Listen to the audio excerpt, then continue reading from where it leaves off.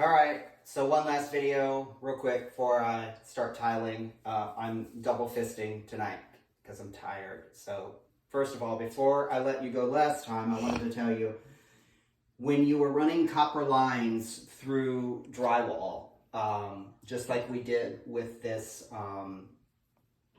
with changing where the faucet was up to here, we had to rerun the copper, which meant we had to re-drill holes through the 2x4s and the 2x6s.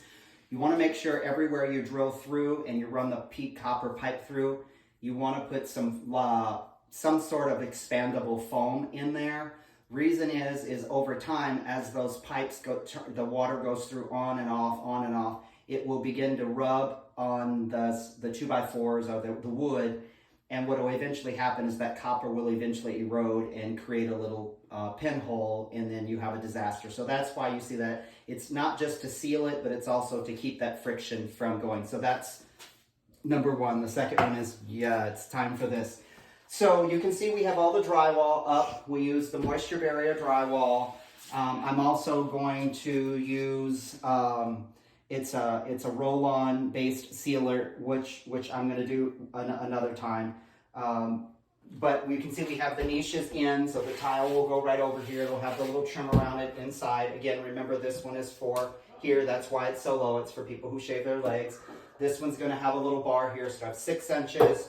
Tall space here for shampoo, but we are ready to seal it. But before we do that, we're going to seal it, and then as soon as we're done sealing, so I don't walk on it, this is the Schluter Systems flooring manufactured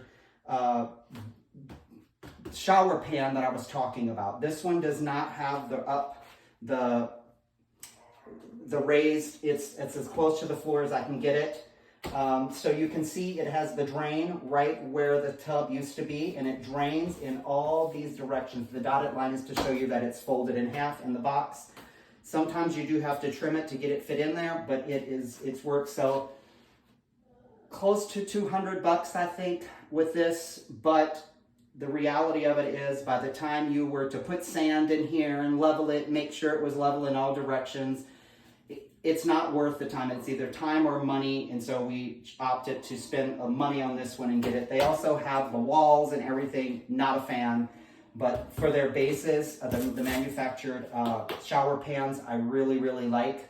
So we're gonna install this, and the way that you install it is you put a thin layer of adhesive underneath it. You put it down, make sure it's hardened, so that, because it is made out of a really high density styrofoam.